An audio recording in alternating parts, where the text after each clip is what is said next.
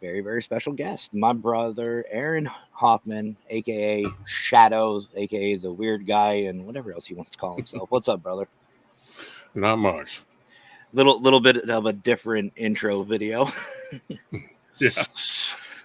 No, I'm not used to that. I'm not used to the more like serious. Like I don't know. I like my intros fun and upbeat and like hit you in the face. Let's go, bitch. Let's have some Right. fun. Yeah. But no, that one was a little more serious. What did you think of it? Well, I mean, it does the job. It gets the message across. You don't get. I think a lot of people kind of get the wrong idea about intros and things like that, and sometimes get a little too crazy, and Yeah, then people start to lose track of what you are about or what your show is about. But this one just simple. You know exactly what you're getting into here. hmm Well, almost. hmm. Yeah, almost. Some people may not know us that well. Yeah, no, that's true. But there was still the countdown. There was still my countdown. I Yep. threw that in. But you know what? I and if Mister's watching this, I'm sorry, but you have to admit the countdown fit in with what it was with the Mhm. message. So I like it. Speaking of Mister, before we begin, I just want to let everybody know we're on globalghosthunt.com or Global Ghost Hunt Facebook and YouTube and on Parapost Network Central, where we're at as well. We're actually tag teaming the live airstream with Haley, host of GGH on Air. They have Mhm. CITV, Brandon and Cara on tonight, and it's a lot of fun. I love those guys. Those guys are great. Um, so if you're watching this, head on over, give them some love as well. But I want to give them a shout out and to Mister. Sorry, it's the scheduling. I know as admin staff, he doesn't like us to kind of piggyback each other, but sorry, sorry, not sorry. It's been a week. It's been a week. Before we get into tonight's topic, I do want to let you guys know if you notice, there's my new logo. My new logo is right above Shadow there, right up in the corner, and it's also on my chest here. I have my new merch out. I like my new logo. It's simple. Um, Mhm. I don't know. Hopefully, it's recognizable. I'm hoping it will be. But go check out the merch store. Um, Link is in the description. Go check it out. I have a whole bunch of different, and I'll give Shadow here a sneak peek after the show. But I have a whole new uh, line, I guess, or a whole new batch of merchandise designs coming out. So go check. You'll have to go check that out if you want to see it. So tonight we're here to talk about, to me, a topic that is both controversial, but at the same time not. It's loved, it's hated, it's feared, it's respected. It's both. It's both sides of the field, and that's death. Mhm. Um, we all deal with it. We all deal with it our own certain way. You know, we all have, and I know you know this, brother. We all have our own ways of dealing with death, and Mhm. I think paranormal investigators, especially, we deal with it a very different way, very different than what the general populace does. Um, that being said, I want to thank everybody who gave love and support to my family. My uncle just passed this past week. I do appreciate that, and I know my cousins and aunt appreciate that as well. Um, it was quick. I will let you guys know. I wasn't expecting as quickly as it was, but it happened. Right. And honestly, it's been a while. It's been a while since we've talked about death. I think the last time I spoke about it was just after my aunt passed, and that was tough too. Um, but I figured, you know what? Now's a good time. Now's a good time to talk about this because let's be honest. Oh, Joanne's here. What's up, Joanne? How are you tonight? Because let's be honest, brother. There's a lot of that going on in the world right now, and I'm not talking about I'm talking about death. There's a lot of death in the world right now, and then there Mhm. always is. But it the media seems to be more focused on it now. I mean, yeah, we have the Olympics. That's kind of a look over here type situation, but I am hearing a lot more about death or like we were backstage talking. This is why we were late. Yeah. What happened, the other week with Trump, and a bunch of different things. Even the thing about Joe Biden, Sleepy Man, the Sandman, falling asleep. Uh, Apparently, he fell asleep for a long time. He fell asleep. You mean Oh, here we go. good old Bo Jiden? It's just I like it when kids rub my legs.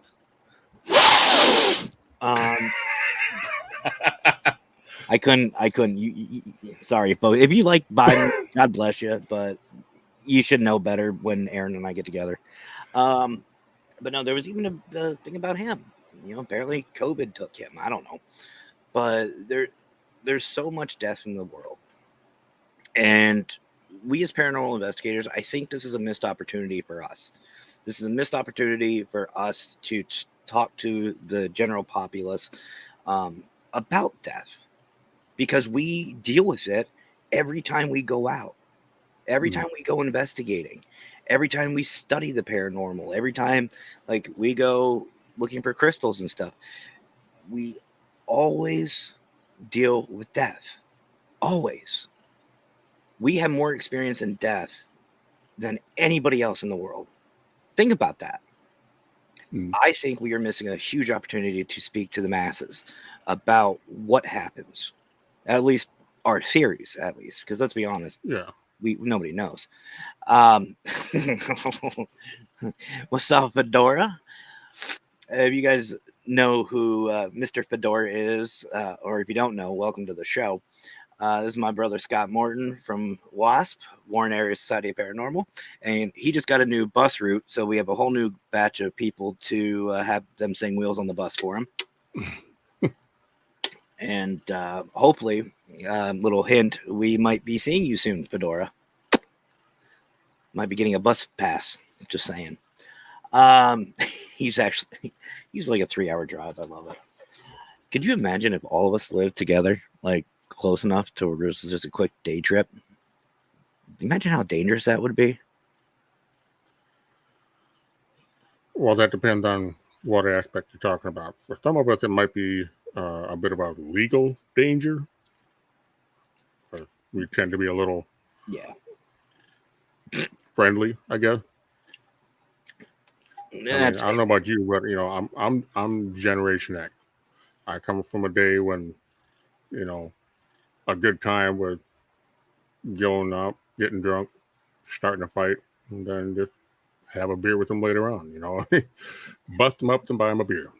And it's funny. I don't know if you know who Fat Electrician is.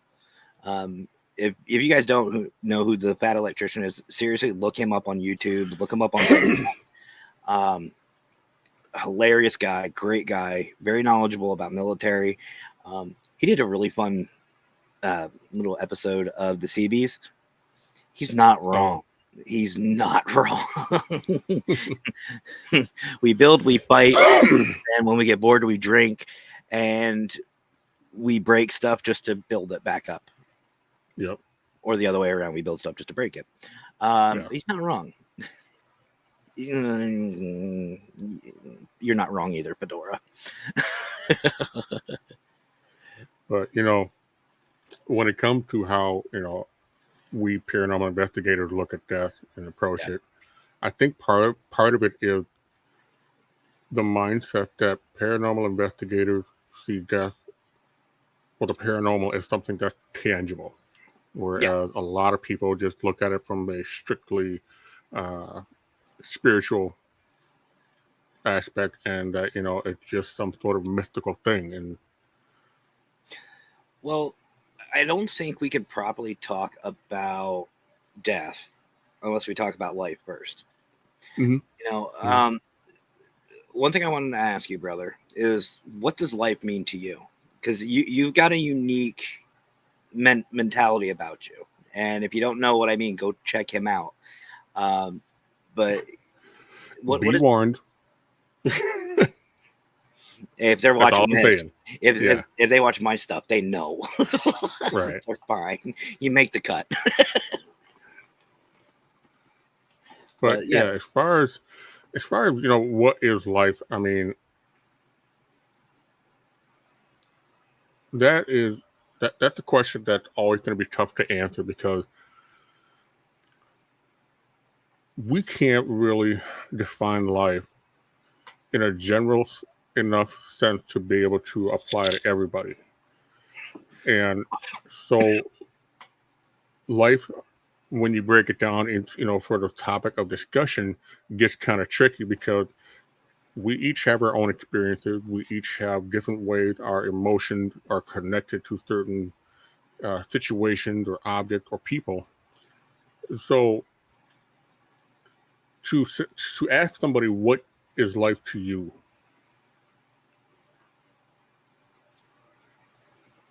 for someone like me, life is it's a mix of struggle. It's a mix of small accomplishments, big accomplishments. But I think the one aspect that makes life have the most value are the people you connect with, because you can have everything in the world, but it don't mean anything if there's no one there to share it with, no one there to, you know, distribute it with or enjoy it. Yeah, life, you got to have a connection with people. I agree. I really agree. And to me, if I had to define life in one word, just me, it would be a gamble. Mhm. And because it is, you know, you wake up every day and you're already gambling, and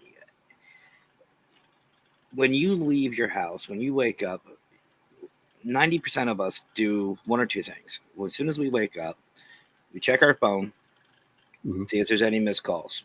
Why? For that reason, just what you said. We've made a connection. We've made a connection with people. Yep. And throughout your course of life, you do things that can either go one or two ways. You can either raise you up or drop you down, just like you said, struggles and everything else. Mhm. But to me, especially with this time, oh, well, here, Joanne Life, Broken Promises. Okay. Okay, I can see that, Joanne. And we have crossover paranormal society cops. Oh, cops are here. It's our brother Jonathan Myers. What's up, brother? He's another good one, guys. You need to watch. He's Yep. you definitely need to check him out. And actually, Aaron and I have had a pretty good conversation about him. I did tell him about it, by the way. But no, Jonathan's great. You definitely need to check him out.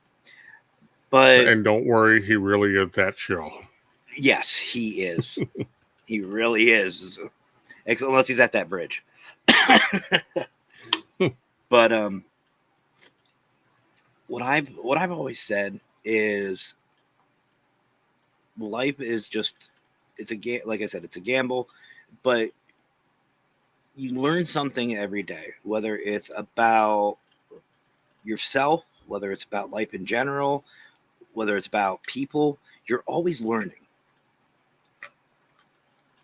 Right. And oh, Banshee's here. What's up, Banshee? Long time no see. Love and miss you.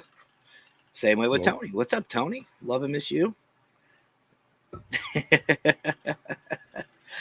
um, but when it all comes down to it, if you had to boil it up, like I said, it's a gamble.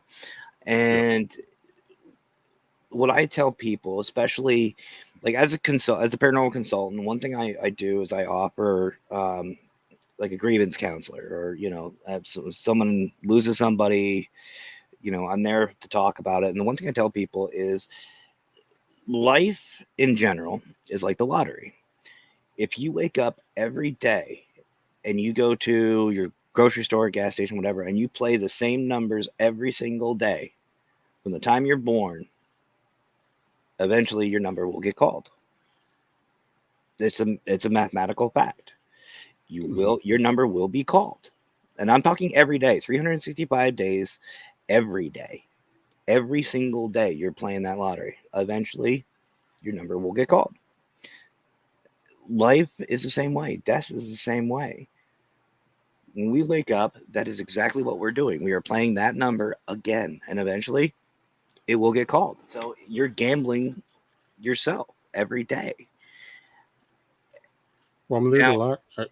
The one thing that I think is kind of interesting about the idea of the whole gambling, you don't even have to look at it from your own personal perspective, because it was a gamble when a single microbe was introduced into the human evolution that would allow for what they call the brain explosion.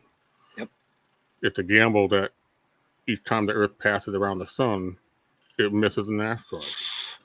It's a gamble that anytime our solar system passes through an area of the Milky Way, we don't have a massive collision. Yep. So people, I think, when you try to expand like that, it just becomes one of those things where you're just like, that's when you start to see that life is precious, and Well, it really is. let's talk about even how fragile the Earth itself is. Mm-hmm. If we're in scientists have said this for years, if we rotate even 0.1 degree off of what we're at right now, it could be catastrophic events. Mm-hmm. It could reintroduce a whole new ice age. It could do the other, it could burn us. It could do a bunch of different things. It could end life. Yep. And, that's what I'm saying. Like, it doesn't matter. And, you're gambling on other people. I mean, we'll talk, not to get too in depth, but how many, just from you and me, how many times have we gambled on certain individuals to be Oh there yeah. for us, to support us, just to get let down? Like, I saw what Joanne says, life, broken promises. How many times have we gambled on people doing that? How many times have we gambled for the other reason? We gamble on somebody and we end up winning. Like you and I, for example, or us and Mr. Laverty, or anybody in this chat. We gamble on those people and we win. We win, we succeed, they stick by us no matter what. Yeah, we have a little bump, but you learn. Life to me is honestly it's a personal choice. It's a personal opinion, but Right. to me, life itself is probably the biggest gamble that we could ever take. And one thing that's kind of irritates me, that I see a lot of people say and do.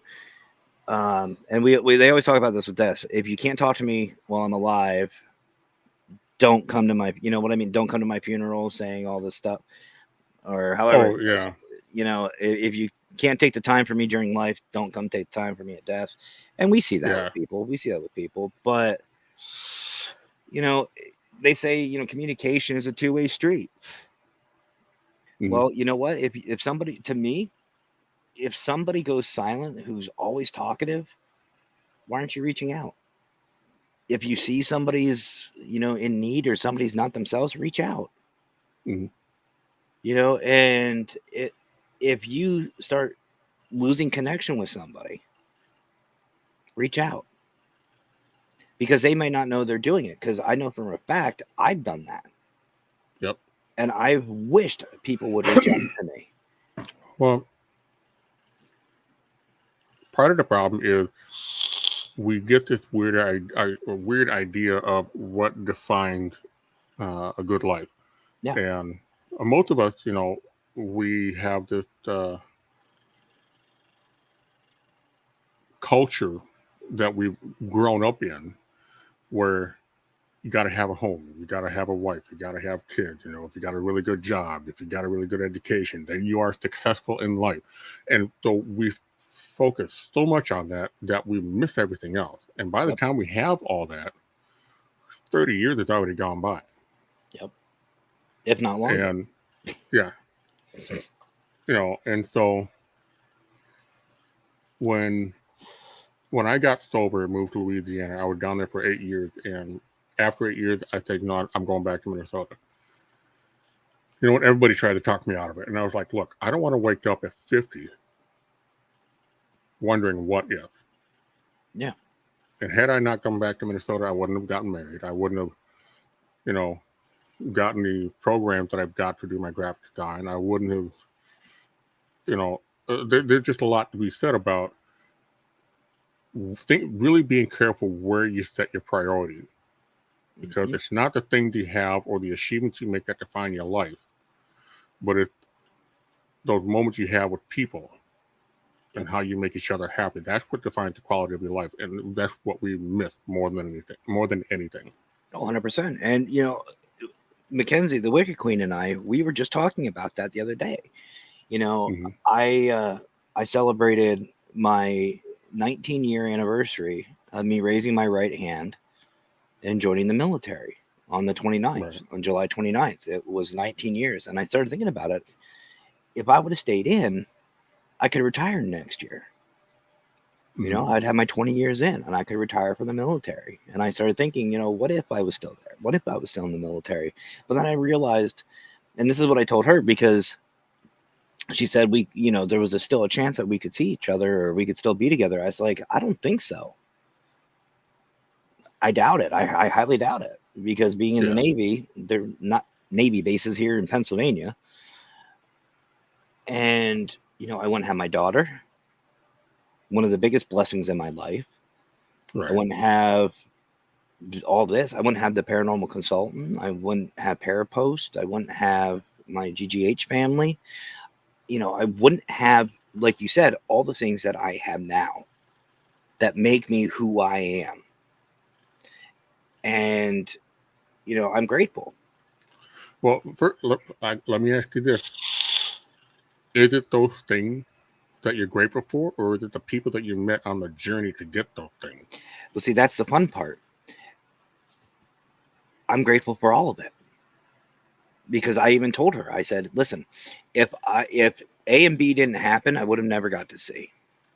Right. If I never got out of the military, I more than likely and probably would not have met my ex. Right. Meaning my ex wouldn't have led to me coming back to Pennsylvania.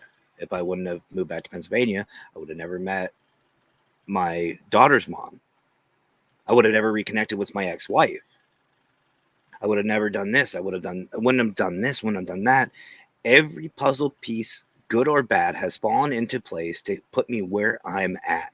And every puzzle piece is a certain person, event, or situation that has led me to exactly where I'm at. Mm-hmm. I would have never, I can tell you right now, and anybody who's been in the military will tell you, if you're a military member, they do not like you doing the paranormal. That's controversial, at least not out in public. Yeah. You get restricted by a lot of that stuff. So I would have never met, like we spoke with Debbie, and if you haven't seen that episode, go check that out, because and a huge shout out to her, by the way, if she's watching. Debbie, I did get those books, freaking awesome, love them. I'll do a review on those on another show. I'll show you guys. You'll love this.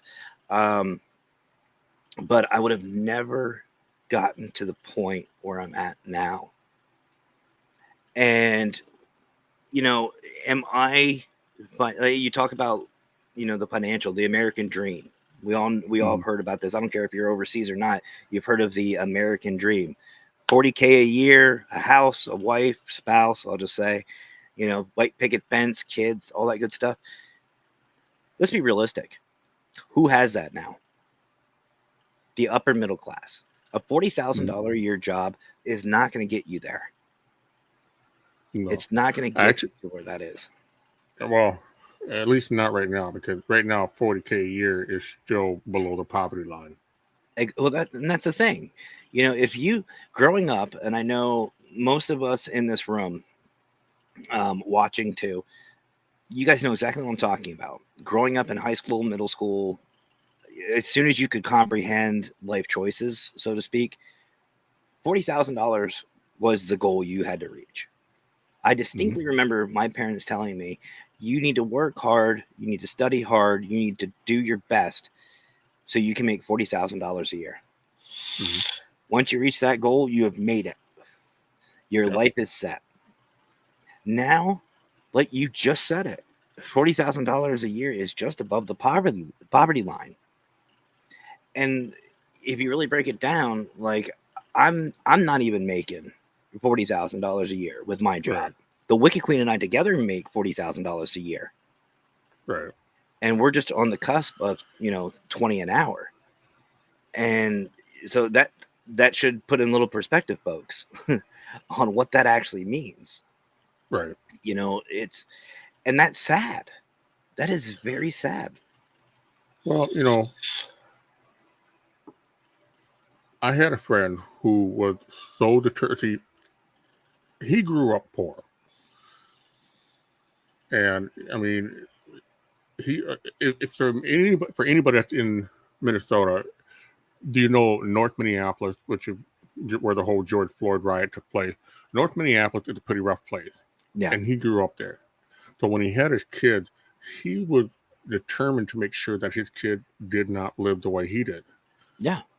Which, on the one hand, I think is great, but he was so obsessed with it that he made it a point that everything his kids had was the most current thing, even if that kept changing every 3 months. And the concern I had was that his kid was not going to understand the value of life, of having connection, of what really makes you happy, and it should never be the most trendy or current item.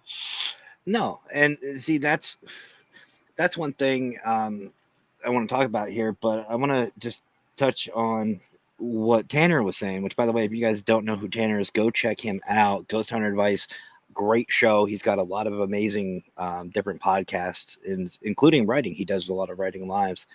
But basically, 54,000 in the 90s is the same as 104 today. 120,000 household is about the bottom level. Yeah. And I think that's, if I'm not mistaken, that's the nationwide statistic. I know 120 here in PA. You're living pretty good, but yeah, like you're 100% right. It's not like how we were growing up. When we were growing up, it was the quality. The quality of life was your friends, your family, and everything around you. Everything that's around you. Now it's a matter of who has the most this or that or whatever, and if you don't believe me, look at TikTok. And nothing to bash TikTok. I love TikTok. I'll sit there for hours. Right. But who are the popular ones? Who are the popular ones? The ones who have the most money. I mean, there's one guy, and he's funny. I like him. There's this one big guy. I think he's like Arabian guy. He's a skibbity guy or whatever. He just bounces his big ass belly around. Great guy. Nothing against him. Look how popular he is. And he doesn't even say that. He just sits there and dances. Yeah. But he has the chains on. He's got the money. He's at these really expensive places. Like, I know I'm somewhat aging myself here, but Salt Bay, the Salt Bay guy, he's just dropping salt. Yep. I think he looks like Johnny Depp, but that's me. But it's the people with the most money and the most stuff are the most popular. And I think that's a message that we need to stop right there. That's why, especially like in the paranormal, and I know Shadow, you know this, and most of you guys know this too. I don't care about the popularity of people. I don't. I don't want, I mean, if I had the opportunity to talk with like Jason Haas, Steve Gonzalez, or Satori Haas again, or Sheree Marie Bennett, or any of these big names, minus Zach, if I had the opportunity to talk to any of them, great, I would. Am I going to pay thousands of dollars to have them on this show? Fuck no. I want the people like you guys, like the crossover, the Wasp, the Mr. Fedoras, you obviously, brother, Tanner, all of us who are the backbone of the paranormal field.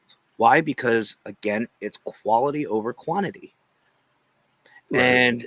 and we are losing that. We as a whole, I'm talking worldwide, are missing that. We're missing that fact that I feel like I am a very rich man because if I need somebody, I know this man is a couple seconds away. Mhm. Raymond Newsom, another great one. I haven't mentioned him today. He's another one I could go to. Any of my Parapost family, if I need somebody, there's always somebody there. Global Ghost Hunt family, always somebody there. Or I could come live. And it doesn't have to be in my studio with all this setup.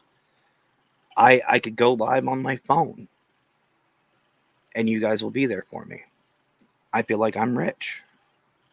I feel very good about myself knowing I have that support, which has helped me. You guys have seen me at my peak. You guys have seen me at my rock bottom.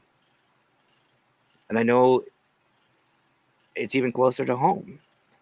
I've got the Wicked Queen.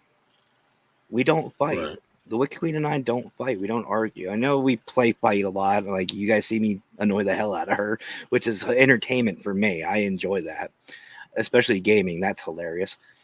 But we don't fight. We don't fight about money. We don't fight about anything. I have my daughter. But the one thing I want you to notice is I didn't say anything about my parents. I didn't say anything about her parents. Do I love them? Yes. But I love them. I respect them. But their opinion to me doesn't matter. My daughter's opinion matters to me. What my daughter sees. Do I get to spend every waking moment that I can with her? I try. But she knows that I'm working my ass off to give her that better life. Mm-hmm. And the same thing with Mackenzie.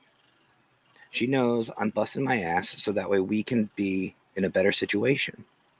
And I can be a support for her. And I know she's doing the same for me. So to me, I'm already rich. I don't need things. I have what I need. Soapbox off. But I don't know. It might be. Aaron and I were talking about this previous. Our computers have been acting up. I don't know what it is, Mm-hmm. but his was acting weird before the show. Mine's been acting weird for like a week or two now. It's acting. I don't know. And to be honest, Tanner, that might not be a bad thing. Anyway, you were going to say something, brother? Well, it's just, one of the things that I think is, when it comes to the paranormal, what we're investigating,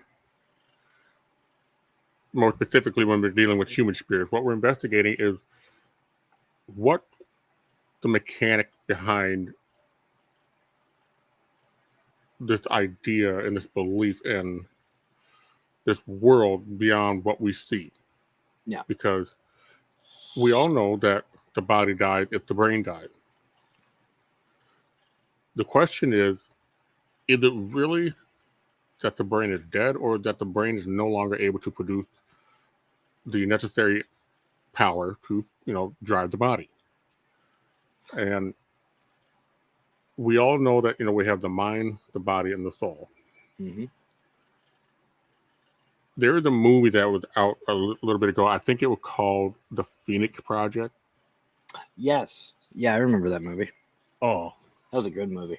Fucking love that movie because the idea of what happens to the body once the brain stops, and the concept of resurrection is very, very unique because when I want to talk about the movie, but I don't want to spoil it for anybody either. They had their warning. Go for it. But so what happened in the Phoenix Project? You have a bunch of guys that are trying to discover the mysteries of death, and if resurrection or bringing somebody back from the dead was possible. And they experimented with some animals, and there was a lot of failures until finally something happened when they were able to bring an animal back. But what they didn't realize is that there was something that happened once the body dies and the brain stopped to function. And that's kind of, where you start to get that little hint towards, the consciousness being something that can separate itself, or if there was a spirit. It's a really unique movie. But anyway, so one of the guys decided, okay, if we're going to get real answers, we need to do a human test. So he sacrifices himself against his partner's wishes and without their knowledge. So when they find him, he's already dead. And then they bring him back using the same technique that they used to bring the animal back. And it was then that they discovered that you might be able to bring the body back, but there's a good chance you're not going to bring that person back. Well, we've talked about this before. I know you and I have spoken about this. I believe Tanner and I have spoken about it too. I know Mr. and I have. And I've said this on the show before. What is the consciousness? What is the soul? What makes us us, our personality? And honestly, it's electrical impulses. That's all it is. Right. We are batteries. We think about the Matrix. We are all batteries. So it is scientifically proven that you cannot destroy energy. Right. The energy has to go somewhere. So to me, and by the way, folks, I was going to do a commercial break in between the life and the death, just to kind of make it, but I'll be playing the 2 videos for the commercials at the end of the show. So do not go anywhere. You definitely want to watch them.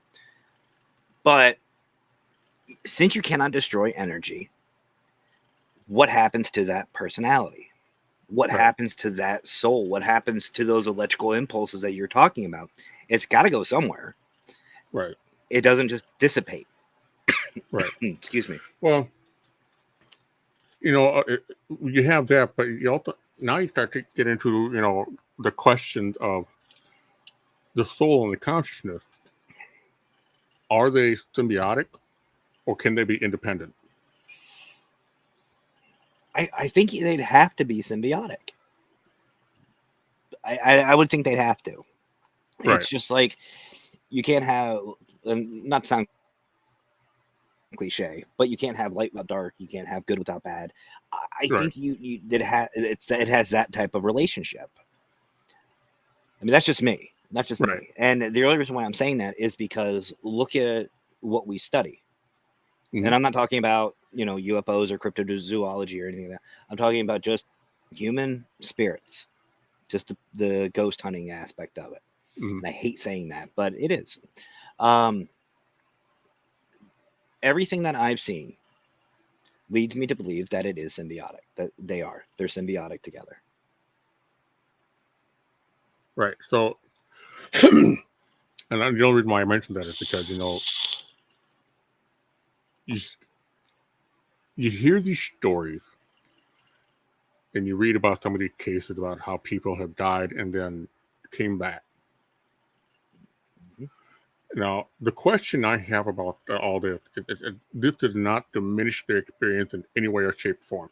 But the question I have is, when they had those out-of-body experiences and they travel to, the next level, whether it be heaven or hell, were they truly separated from their body? And if there were, does this mean that it is possible to be able to bring back that energy into the body? Well, and if that's the case, then that's when you start now you start asking the question, okay, what's the connection? Why is it possible for that spirit to return to the body? And sorry, folks, if you saw me reaching over, my fan was like right in my ear. It was starting to bother me. It's hot here in studio. But to me, and I base this off of talking, with several people who have had those experiences, including one of our brothers, AJ Capasso, who's talked about this publicly too. I think what these out-of-body experiences and these near-death experiences or NEDs or NDEs that we're seeing in the paranormal field, I think the reason why it's happening is because the body, the battery, isn't destroyed. The energy has somewhere to go back to. It's like a magnet, like the EMF. The battery is still there. It still has some sort of charge. So to me, I think that's what it is. It's like we electrically are designed for this flesh. This is what we are connected to. This is what it is. When we have the near-death experience and we have that moment to where the body is salvageable, that's what brings us Mm. back. It's that connection, that tether. And we see this with a lot of astral projections. We see this with these out of body experiences that people have, through Mm. meditation and everything else, with that little tether. Because whenever somebody is training to do the astral projections, or they talk about astral projecting, they talk about a tether between yourself and your body. That, to me, is that line. That's the Mm. key. That is the link between. And whether we are doing it through meditation, or by accident through these out of body experiences, that's exactly what's happening. We have to be in these bodies. When the battery itself is damaged beyond all repair, that is when we go to this next level. That is when we truly die. Right. You know, So with that being said, then what is death really? that is the big question then. That is the big question. Um, Tony says family member and friend both known they died. When doctors brought back a friend, something I felt hot back in my family member. Blah, blah, blah, blah, blah. Yeah. Oh, but personally it was not the same. And that's something else too, Tony, that we can discuss is some of these people that had these out of body experiences, they're completely different. Mm. And why is that? And we'll talk about that here in a second. Um, to me, death is just a name. It's just a name. It's a name that we've given to that experience. And I'm just going to say battery because that's what I've started this shit on. When the battery itself, when this capsule is destroyed, it can't go anymore. And we're like machines. When it's no more, that's that transition. We transition to death. We transition to the next level, to the next phase. And that is what we are studying in the paranormal field. What happens? Why does it happen? Where does it happen? Why? What happens after death? We obviously have that answer. Everybody always says the big question is there life after death? Duh. Obviously, who the fuck? Right. Who are we talking to? Right. Anybody who's religious in any stretch of the imagination, that answer. Yes, there is life after death. Anybody who says the paranormal, yes, there is. We want to know why and what happens. Why do we die? Is it just because these machines, these batteries just run out? It's like a vehicle, a car. You can take as great as care of the car as you can. Over time, it's going to die. Some longer than others. That's why we still have antique cars. Mm-hmm. But to me, it's just a title. Death is just a title. It is the next chapter in whatever this is. Whether you believe in reincarnation, whether you believe in, nothing, you're an atheist, you just lights out. Oh, you know, heaven, hell, it doesn't matter. Death is the title of that next chapter right now. And I think if anything, I think it'll be just like before birth. I really do. I really think it'll be just like before we were born. Whether you believe in past lives or not, we won't remember it. We won't know. We won't think about what we have here. It'll just be a new experience for us. And what we're running into in the paranormal field is there's still a connection. There's still some type of connection, no matter what it is. I don't know. It may be a family member. It may be a twin. I don't know. But Right. there's some sort of connection to this existence. Is it a rift in the realms? I don't know. But we are not going to know that until we move on. And once we move on, we're going to forget about the question. We're going to forget about this life. Mm-hmm. We may still be able to interact. I mean, that's the beauty of our field is we just don't know. But I want to move to what Tony said about when somebody comes back and they're not themselves. To me, I think an NED is just, it's a life altering, it's like a reset. It's scary. It's like, PTSD. It just, something happens to where it changes you. It gives you a slap of reality. Reality just comes up and bitch slaps you. Well, you know, a lot of time, one of the things that I think, that stopped a lot of people from really having the ability to understand, the supernatural or the paranormal or anything outside of what they are comfortable with, is everything we do, we based on the limitations of what we can do. Yes. Our eye can only see so much. Our finger can only feel so much. Our brain can only store so much information. And so everything we think about when we look at, life beyond death, we're operating on the premise that that is still going to have limitations just as in life. But is that true? Because, Well,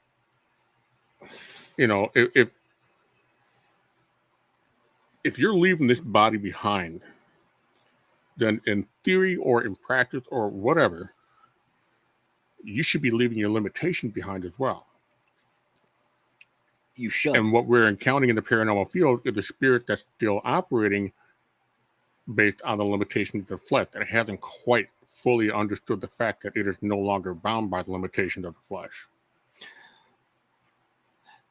Maybe what it is, since we are electrical impulses, maybe it's just like a computer. Maybe that software, and I'm using that term just to kind of relate, it hasn't updated yet. Mm-hmm.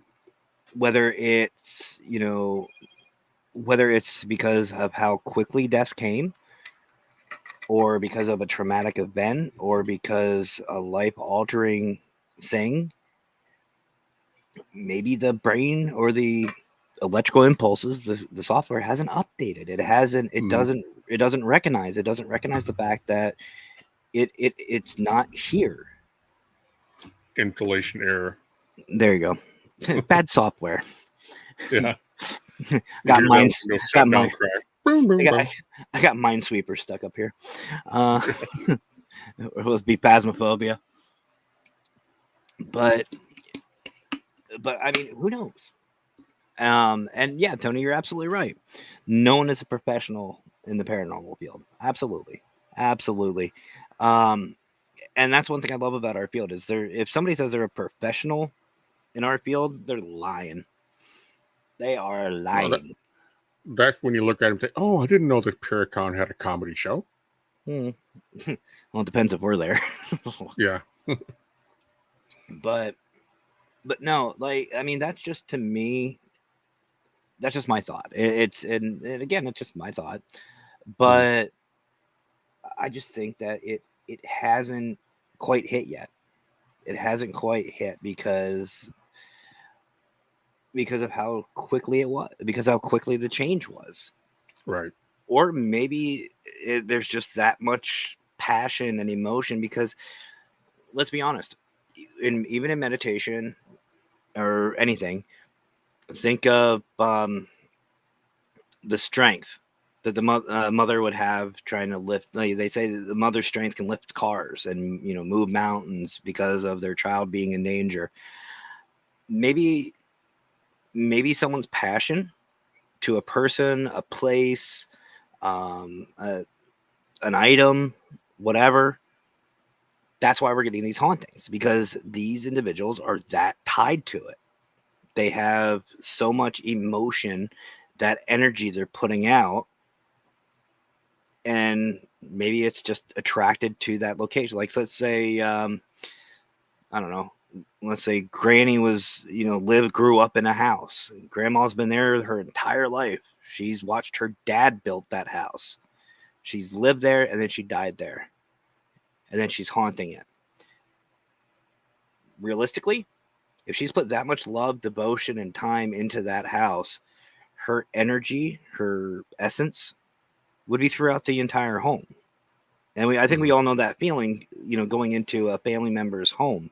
You just know, it's their house. From the smell to the sights to everything. Like, that's why we get triggered by these. Do you remember in the 90s and they had, the TikToks that have those? Yeah. Those couches still, those, and you know which ones I'm talking about, the orange and yellow or the Oh brown and yeah. yellow ones. Yeah, the terracotta earth Oh tone yeah. color with a print that you're not sure if it's just a paint splatter or a print. And you're afraid to ask. Yep.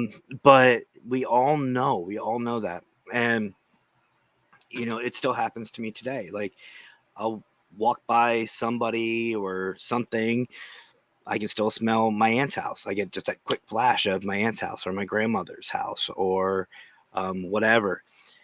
Maybe with somebody having that much connection, that's why we're getting those hauntings. That's why it makes sense that some may or may not haunt, because they have nothing else. They have nothing else to hang out on. There's nothing to keep them around. They move on to that next level. And again, this is all theory, folks, but I mean, it would make sense.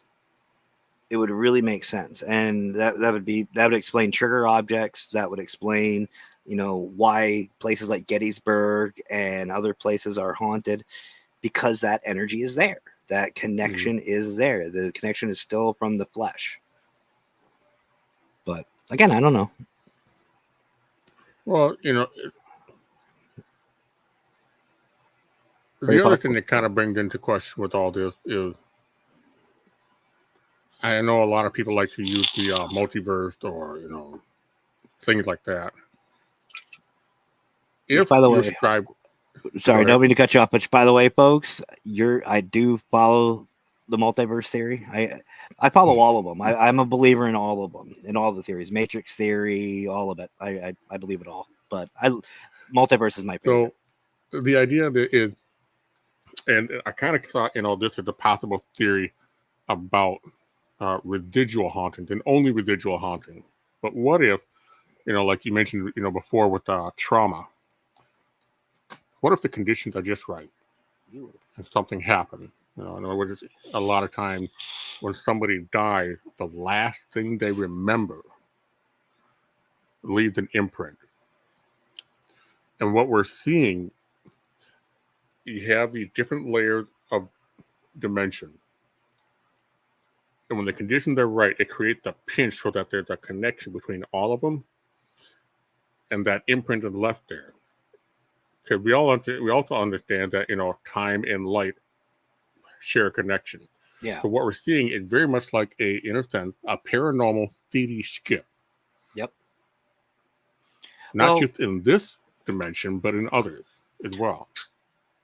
The only and I've read about that too, and then and I did read an article that said the same thing you did. There was the point of death that makes that imprint. The only thing that I will debate about is places like Gettysburg, places like some of these homes we've seen, like through the Global Ghost Hunt, we've seen a lot of amazing places. Some of them have been residual from the reports. Right. To me, that imprint in time, I don't believe that that's the end point. I don't believe that's when that individual passed. I think that is when somebody emotionally had enough energy to imprint on that location, whether they were scared, happy, whatever. Let's talk about Gettysburg. We'll just go with that, just because I know a lot about Gettysburg. I'm here in Pennsylvania, and everybody knows Gettysburg. So if I mentioned Gettysburg, folks, my show. I'm joking. But that was a very emotional experience for a lot of people. There was a lot of Civil War survivors that people have seen their ghosts. Or let's look at God rest her soul, Queen Elizabeth, who just passed this past year. Let's look at her. They're already seeing sightings of her. They're already seeing her spirit throughout the different castles. Buckingham seems to be the main one, but makes sense. Right. But they're already seeing her. She didn't die there. They're not seeing it at that location. They're seeing it all over the place. Now, whether Right. she's residual or not, don't know. I'd love to investigate. So if anybody in the royal family needs somebody, the Pretty residual much. side of it, the residual side of it being just the point of death, that's a pretty big pill for me to swallow. Well, like I said, that's why I think, part of it is not so much as that they died there, but sometimes it's like there's the last thing they remember when they die. I could see that. Yeah, and again, this is only something that you can apply to residual. This isn't something you can apply to an intelligent haunting. Of course. I mean, I could see that. I could see that. But see, that's the beautiful thing with this field.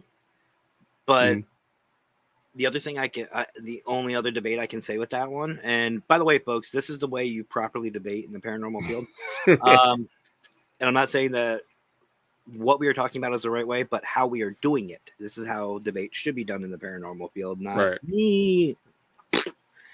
But how many residuals have you seen throughout your career of these spirits just walking a hallway or walk through a wall?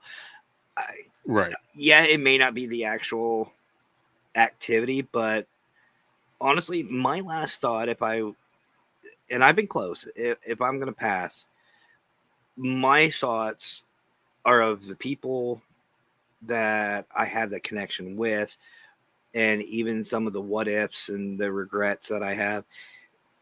It's not me walking up and down a hall. Like I'm thinking of, you know what I mean? Like there has to be something more substantial. Well, I don't know. Well, I mean that's just it. I mean, because we don't have any way to be able to, read a person's final thought at death.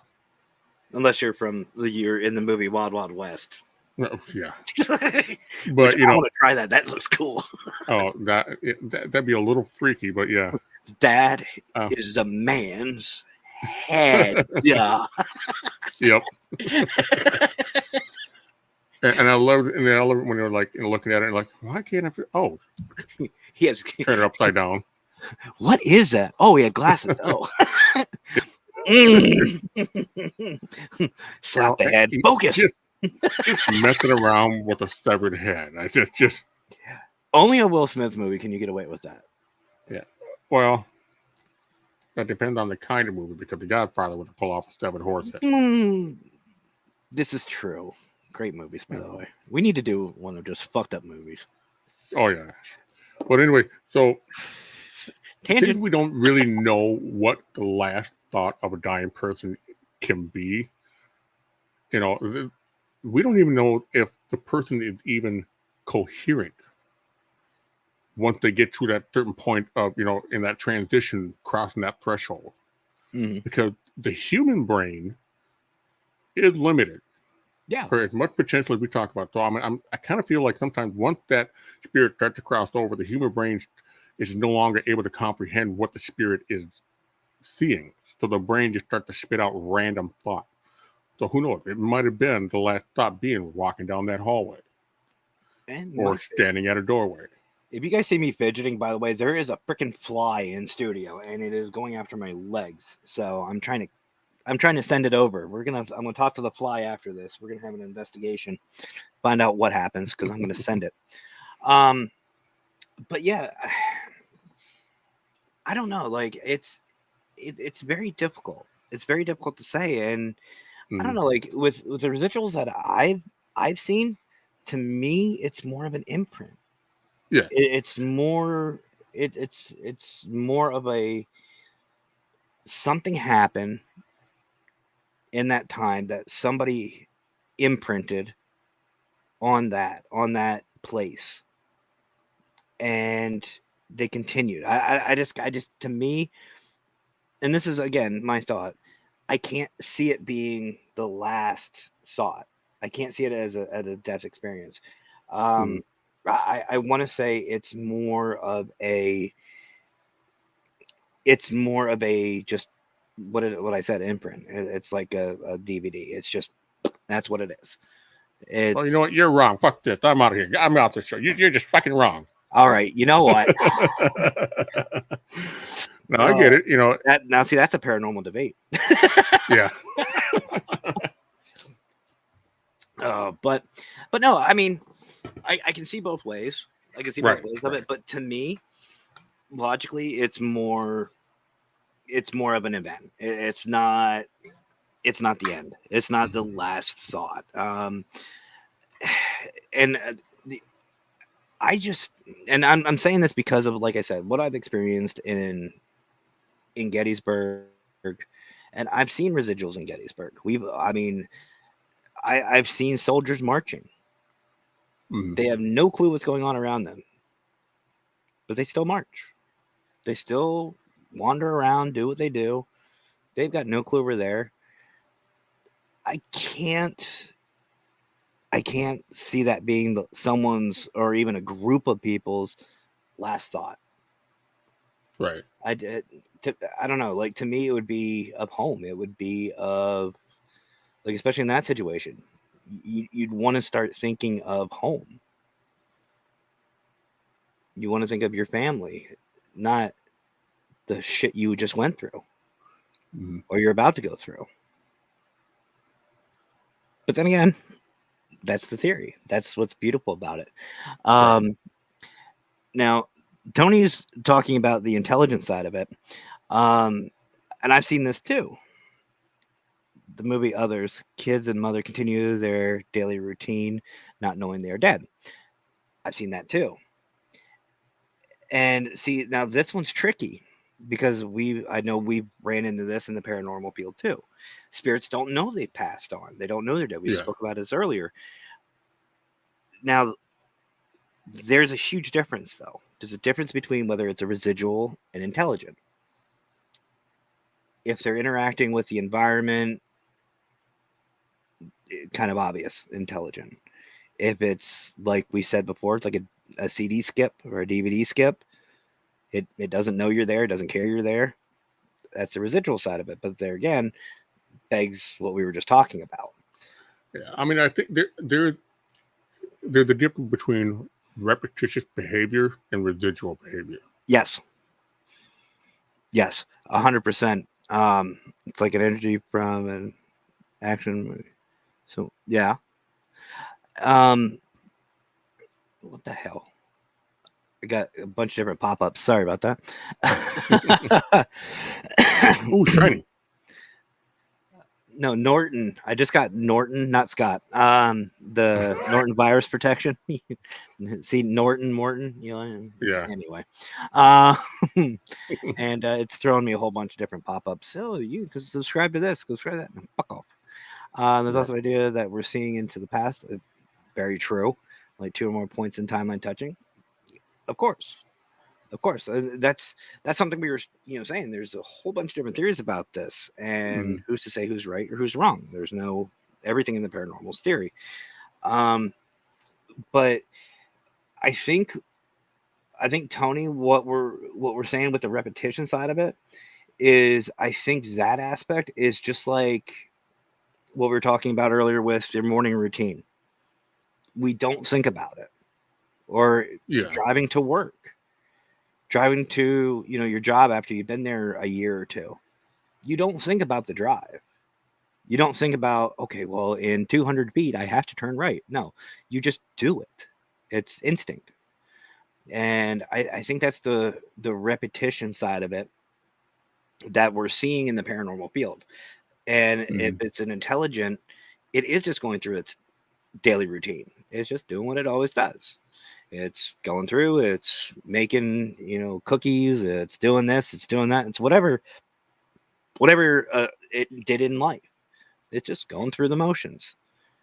The only difference is it's noticing change. It's noticing the change of you being in that environment.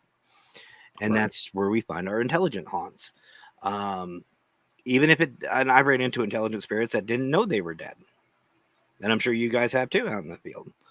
And it's hard. It's hard to sit there and break it to them. It's like, you ain't here, bitch. Yeah. I got something, guys. You might want to sit down for this. But the residual side of it, that's something completely different.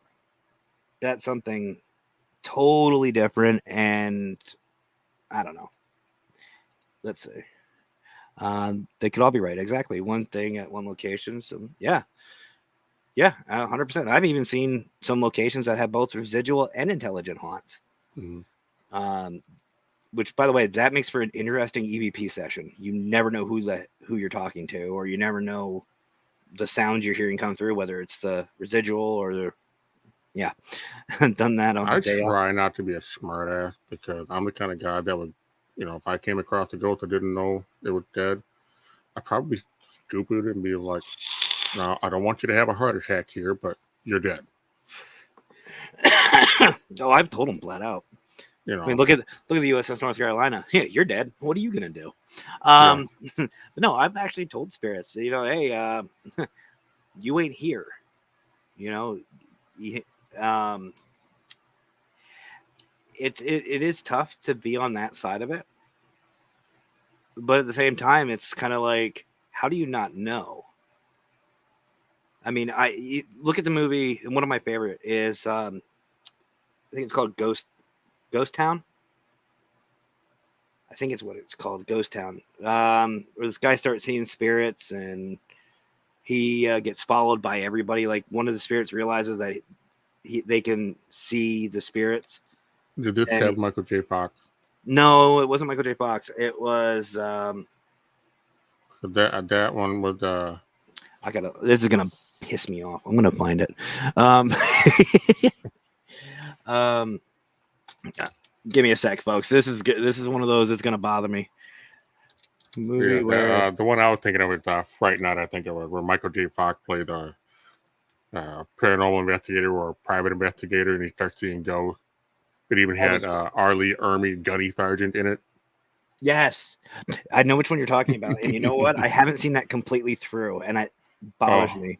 But no, here, this is. I think as far as movies are concerned, this is probably one of the more accurate depictions on what might be. This is the one, Ghost Town. Okay. This is the one, and if you haven't seen it, you have to. You absolutely have to see this movie. This is, if you're a paranormal investigator, to me, you cannot sit here and say that you are one if you haven't seen this movie, because it makes sense. This guy's full-blown prick. I'll just give you the short version. He's a full-blown prick. Has a near-death experience, just what we were talking about before. And next thing you know, he can see spirits. Even better than that, he can communicate with them. They act like physical beings in front of him. But it's a great movie. If you haven't seen it, go watch it. Ghost Town. Great movie. But I don't know. Like, to me, I think it depends on the situation. Right. It 100% depends on how did you die? What were the circumstances? Were you surrounded by loved ones? Weren't you? Which would make sense why, not every family member is haunting, your family, your home, the relatives. Right. Now, I will say, folks, that I do know that it does trend after somebody passes away. Within, for some reason, it's always 2 weeks. Within a 2-week time frame, they come back and they give you subtle hints, letting them know that they're okay. They will come back for that closure. I do know that. I've experienced it myself with my aunt, with my grandparents, with my uncle, and even studying this field. People have told me this. But I think if you have that closure, that's when you can move on. It's that imprint that we were talking about earlier. You're severing that last tie once you get that proper closure. You were going to say something. Sorry. Well, no, I mean, that just that's something that you see a lot in like murder cases or things like that. When someone moves on or it doesn't move on, when someone is trapped because they haven't been able to bring in closure, um, that's where you start to get those. Depending on where you sit with this is where you start to get those spirits that can, just be human but angry and demanding closure or answers. And I think now this is kind of where you start to get a little weirder into the paranormal. I think Right show. when we as investigators find those kind of cases, we start to investigate. This is where we need to be careful how we talk to these spirits. Because regardless of who the spirit is, anybody that's mad, whether they know they're dead or not, they're still operating on the same function, the same idea that, emotional connections, emotional responses. And so that's when you start to get those violent kind of haunting. Well, And, so how do you prevent that? How do you resolve that? Well, see that one's tough. And actually, I'm going to take a step back before I touch on that. Okay. I do want to say I did watch this episode that Tanner was talking about with complex hauntings. Very good episode, guys. Go check that one out. I love Tanner. Tanner's like our encyclopedia when it comes to a lot of my research, and he's very knowledgeable. And I use a lot of his shows for questions, or I go to him if I have a question about anything. Very, very knowledgeable. And then we got nerd. What's that? Call him Paranerd. Ooh. Careful, I might have some merch coming out. Love you, brother. I mean that in the most respectful way. And I will create a design that is very respectful. I can just see him, that fucking prick. Y'all should know about giving me ideas. We got JWoww in the audience. What's up, JWoww? JWoww is actually going to be pretty close to me. I think yesterday he came. I remember him saying Wednesday. So I think he's close by. So something might happen. Just saying. But I think what I've seen through my experiences is when we start getting those malicious, angry spirits, mm-hmm. That's when we ignore those little subtle hints. Right. Being Williamsport on Sunday. Oh, mm-hmm. I remember that. And we see this a lot whenever the way I explain it to a lot of the clients is think about a kid about 5-6 years old. If mm-hmm. you ignore a kid, typically, what do? They throw a temper tantrum. They bang stuff. They throw stuff. They slam doors. They, do whatever. They bite. They scratch. What does that sound like to you? A malicious haunting. Oh, I thought you were going to say a liberal. Well, that too. Democrat. Wow. Ooh. Sorry, folks. Getting over a cold. But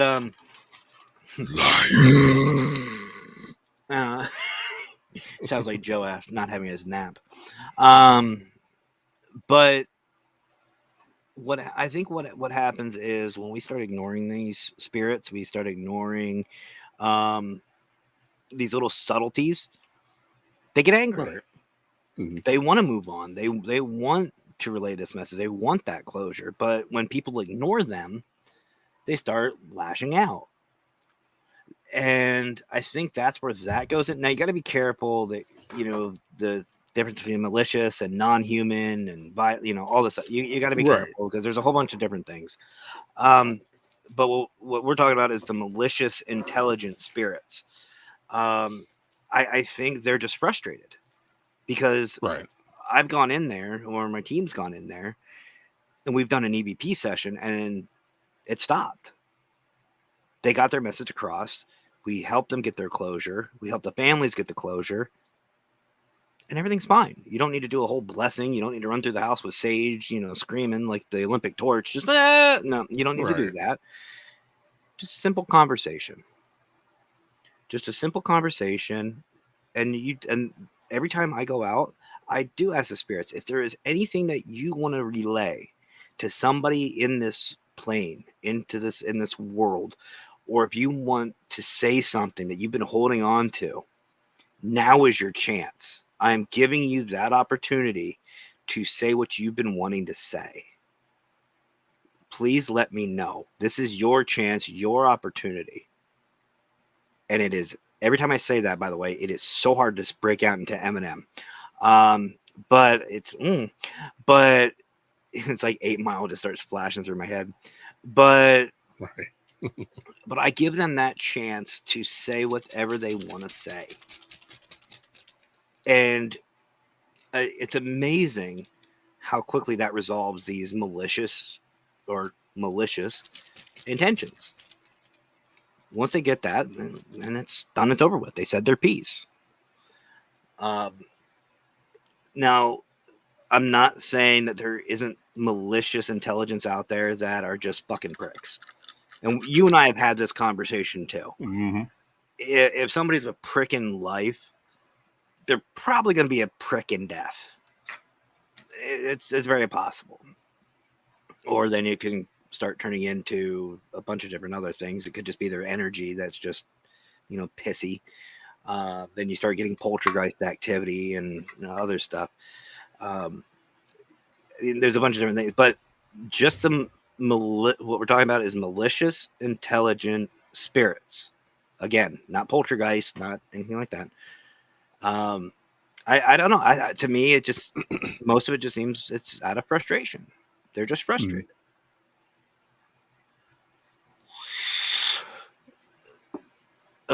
Sorry. Truthfully, I will be in Williamsport 3 separate times in the next month and a half. Only an hour away, just saying. But one thing though, and this is kind of one of the most, I've said this, and this is probably like my 4th or 5th episode on death. Which, by the way, this is the first time I've actually had a co-host for death. I think I want to say this is the first one. So, but one thing that I really feel like that us as paranormal investigators, we have it easier. We have it so much easier when it comes to death. It hits us differently.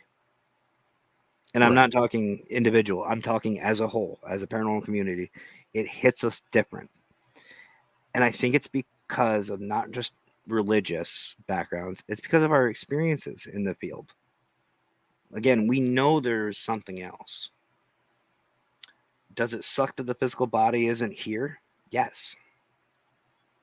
But at the same time, and I've said this numerous times, I'm jealous. I'm jealous of those who have passed on. I'm not saying I'm going to go out and do something about it. Facebook, YouTube, I'm not doing that. So don't block me or cancel me. But they have that answer that we are looking for. What happens? What happens? Why does it happen? They know it. Or they have a better idea and understanding on what happens than what we do. And to me, I'm jealous. Right. But what it just comes down to is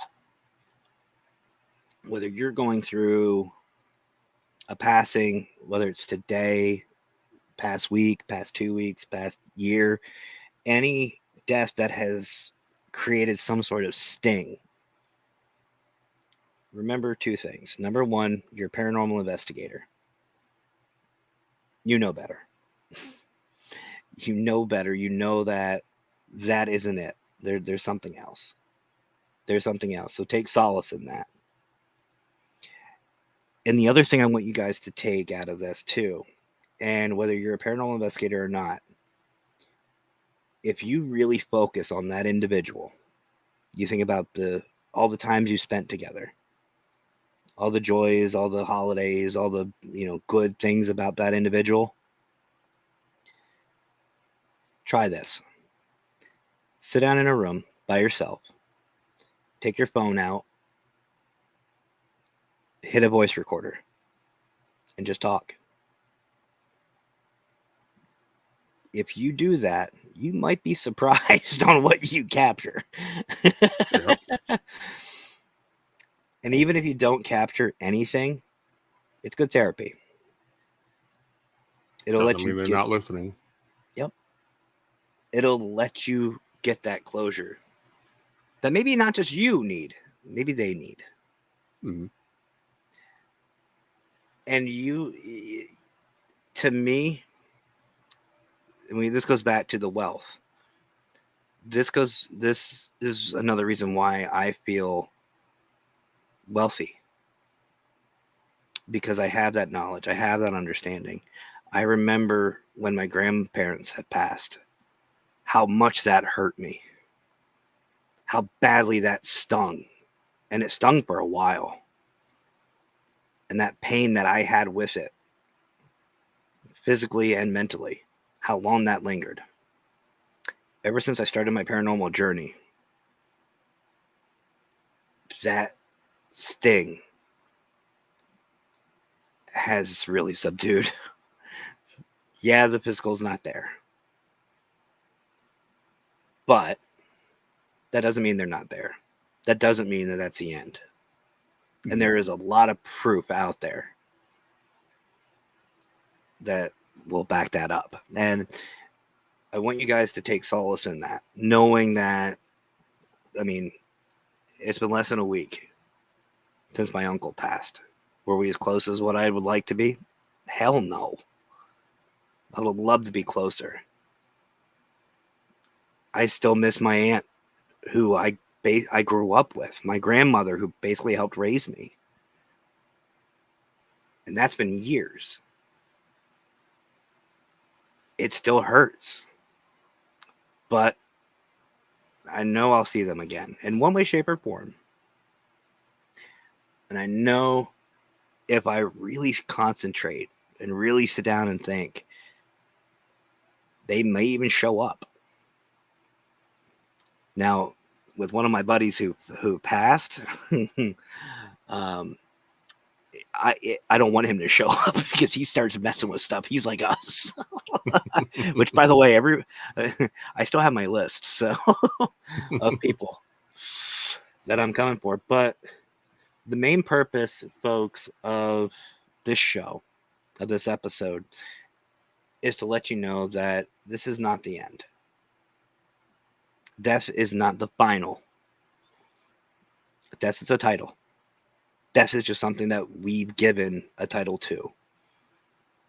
You can call, I mean, if you really think about it, we talk about reincarnation, right? A lot of places talk about reincarnation and everything else.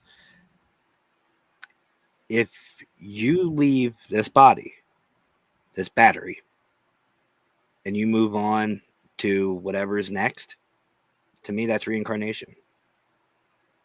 You're being born new. So I take a little bit of joy in that. The consultant will be living on. There's more to this. Y'all ain't getting rid of me that easy. But at the same time, it's the same way with everything else. And everyone else. There's something else out there. When you start thinking about it that way, death really doesn't have that big a sting anymore.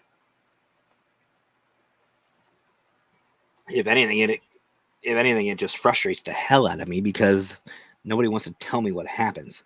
Fuckers.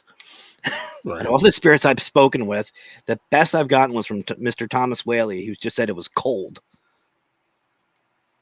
I even asked, what happens? What happens when you die? Not a freaking response. I'm like, you motherfuckers. Maybe they can't tell me. I don't know. Who knows? You're absolutely right, JWoww. You're absolutely right. If I die tomorrow, I'm coming back Oh God, I can think of other things besides the fedora. But I don't know. What's your overall take, though? If you had to sum everything up, brother, as far as death. Well,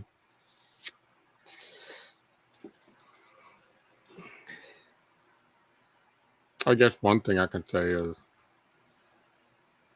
we need to stop looking at death as something that's evil, because death is neither good nor evil. It's just simply a purpose. It serves a purpose. Yeah. And while you have the opportunity,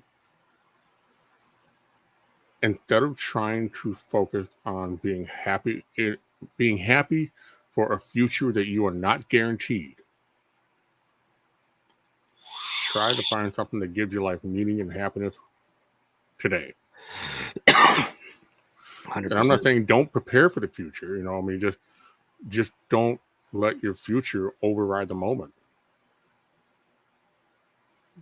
No, 100%. And like I stated earlier, and I've said on these other episodes of death I've done, death is to me like the lottery. Mm-hmm. You play your number every day you wake up. Every day. The closest we get to death, by the way, I don't know if anybody, I know some of you may know this, but the closest we get to death happens every day when we go to sleep. When we sleep, we are the closest we will get to death without actually being dead. But when you wake up, you're playing the lottery. Eventually, your number will get called. It's just a matter of time. Mm-hmm. And it doesn't matter how healthy you are. It doesn't matter how sick you are. It doesn't matter anything. I mean, you hear about cancer patients, terminal cancer patients that are outliving athletes. Yeah. There's accidents that happen every day. There's shootings that happen, seems like every day. And people just drop. Their number was called. And there's not a damn thing we can really do about it. We can try, but like Shadow said, fill your life full of wealth, of people, of experiences, of the stuff that's not a piece of paper. And what I mean is money. It's not about money. It's about the people you know, the people that you impact. And it's not just once, it's every day.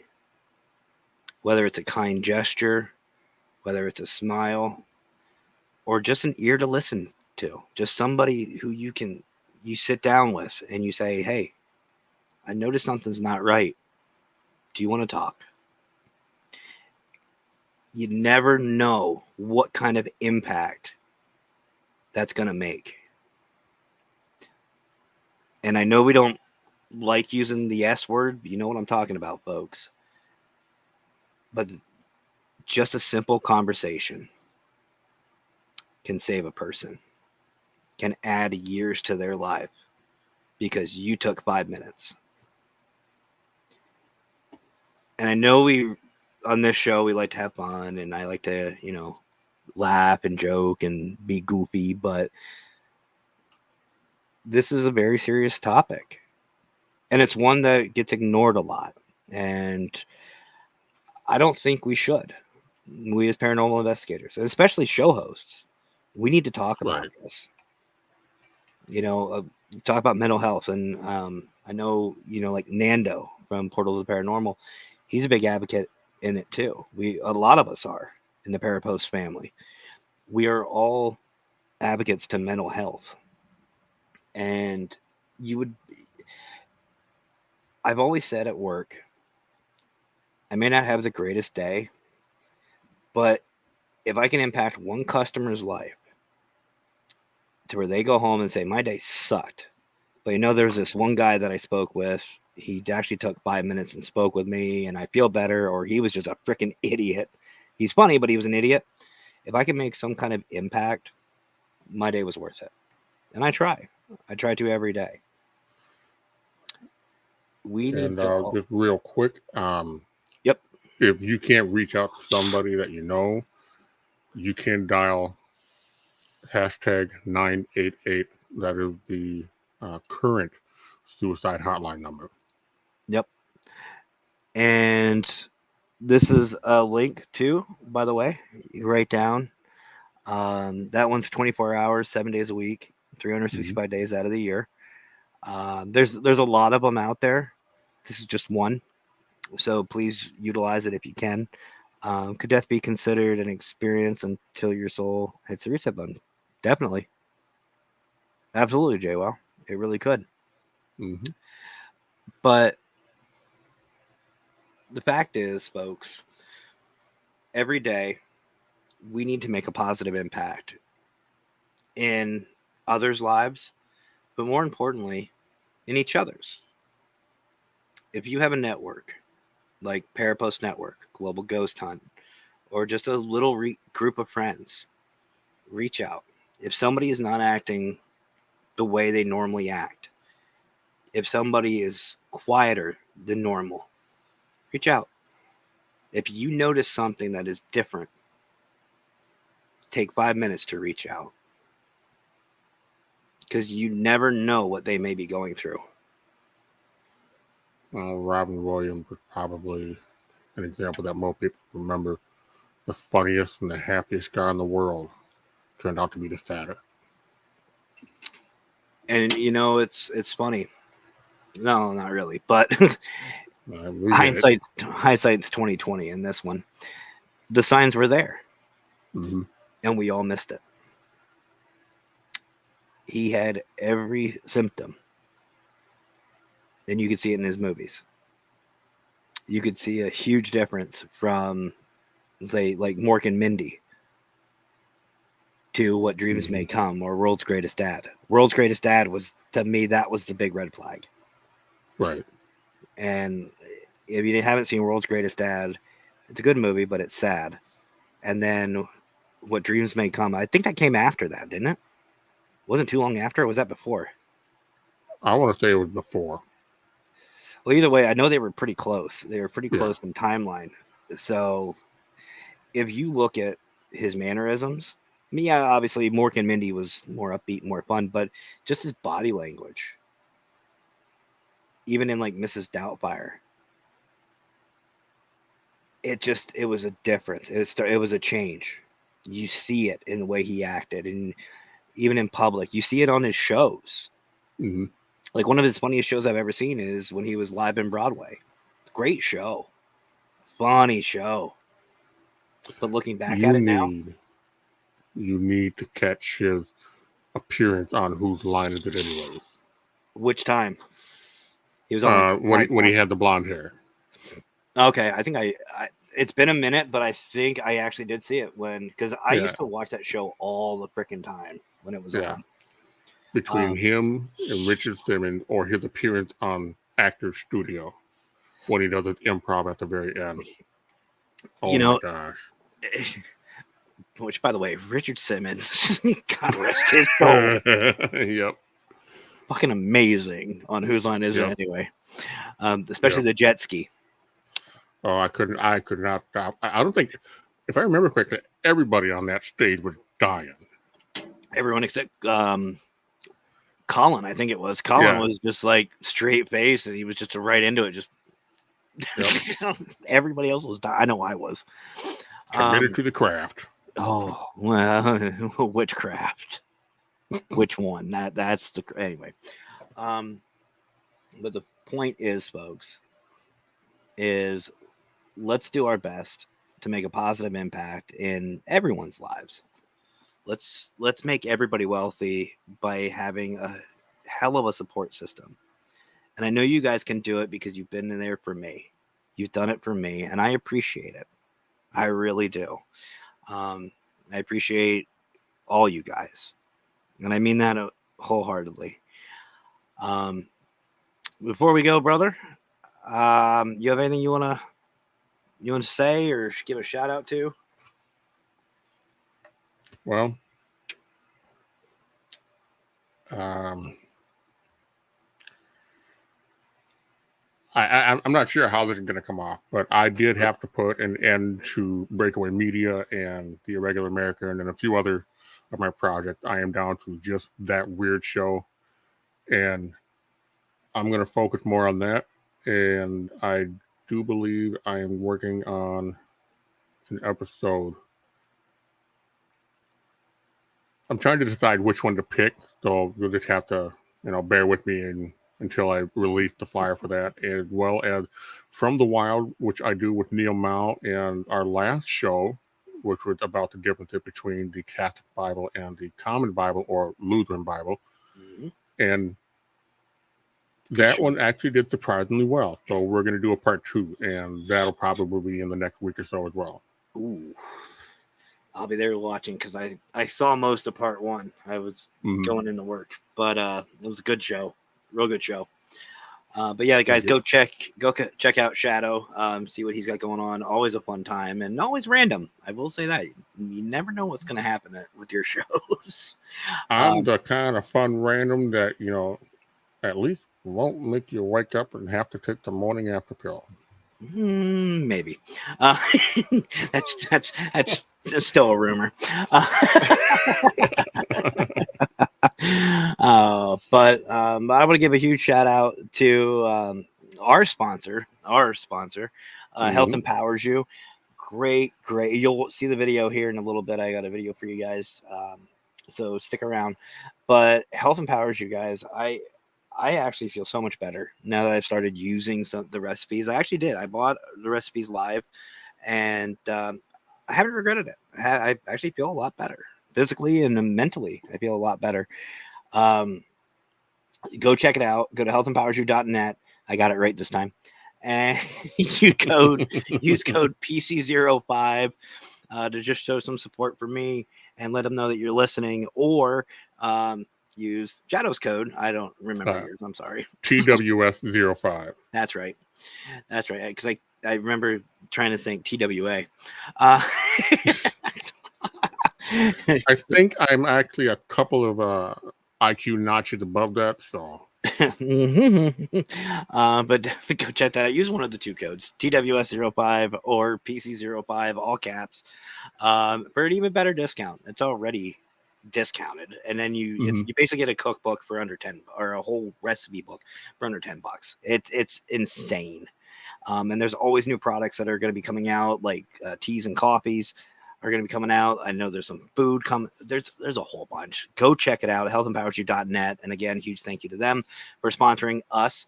And also a huge shout out to our Parapost family. Much love to those guys. Always a great time on Parapost Network Central. If you haven't seen Parapost Network Central, you're missing out. You're really missing out. Go check it out. It's right up here. There goes my hand. Right up there. Go check it out on Facebook. My microphone's right here on the green screen. It's cool. But go check it out on Facebook. Just Parapost Network Central. You can find it. Look for Para's logo. You'll see this show. You'll see Shadow shows and a bunch of amazing other great shows, including GGH on Air, which again, if Mr. you're watching, sorry. Kind of went in tangent. But go check it out. They had Caught in the Veil, CITB on tonight. Great group. Brandon and Cara are amazing individuals, and love them both to death. And Haley would fit in great with you and me. Like Haley is Haley. I want to get Haley, you, me, Raymond, and Mr. on a show. I want to I want all that in one. Look. Brian has been nice enough to have us on Parapost. Let's not fuck with that. What are you talking about? We push that envelope literally every show. I could just see it now. All I have to say is I have an idea, and everybody in Parapost. Oh, yep. But go check it out, guys. You will not be disappointed. And again, a huge shout out to Global Ghost Hunt. You guys don't know what Global Ghost Hunt is? Welcome to the show. 2 amazing 10-day events, one in October, one in the spring, and it's coming very quickly. And you guys, if sign up sign up while we still have spots available. Celebrate with us. Celebrate your location, celebrate your team, celebrate your experiences and your passion for the paranormal field by just going to globalghosthunt.com and signing up. If you want more information, go there anyway and just look at all the fun things that we've done. You can also find Global Ghost Hunt on any social media site. I think we're on pretty much all of them. But go check out what we've done so far. And this is only the beginning. We always have new teams, new locations. And like I keep saying, my bucket list keeps getting longer with each event. And I enjoy it. I love it. I enjoy it. And I know the admin staff, Mr. included, he enjoys it. It's a big headache for a lot of us, but we enjoy it. And it really is a great time seeing these teams. So guys, go check out Global Ghost Hunt at globalghosthunt.com or on any social media, Facebook, YouTube, don't matter. Just go check it out. Go check it out. And I'll be playing those 2 videos, so do not go anywhere. But I want to thank my brother here, Shadow, for coming on and talking with me about death because honestly, I couldn't think of nothing against anybody, but I couldn't think of anybody who would do it justice like you would. So I really appreciate you coming on, brother. Well, thanks for having me on. And you know how it is. Anytime you got an idea, well, let me rephrase that. Yeah. Anytime you got a topic you want to talk about, there it is. Hey guys, I have an idea. Shit. Yep. If you don't know what we're talking about, go back and check out some of the paranormal gaming, which, by the way, right. Shadow and I have been talking about. We are going to get back into Paz. We are going to get back into Planet Crafters, and we are getting into Demonologist at some point. You better be getting into the demonology. I have it. It's right there loaded up. It's actually on my, it's weird. Like I have a dual screen and I have my main screen and then I have my side screen. My side screen has I have it split. I'm not organized by any stretch of the imagination, but my games are. I have Steam on one side and I have Battle.net on the other. So I have all of them separated and it's weird. And Demonologist is on there. Just saying. But no, I really appreciate you coming out, brother. And again, huge shout out to Health Empowers You, Global Ghost Hunt, and Paraplus Network Central. Go check them all out, guys. And again, go check out my new merch. We have new designs coming out with my new logo. Wicked Queen's got some new stuff. Go check it out. Paraconsultantstore.com. Links are in the description. And go check them all out. Go check out all the links. So, all right, guys, I think that's it. But do not go anywhere because, like I said, I've got my commercials videos as my outros today because we got into a very deep topic. So do not go anywhere. Check it out. But other than that, I think there's only one more thing left for me to say. Y'all have yourselves a great rest of your night. Have fun. Stay safe. But as always, guys, happy hauntings.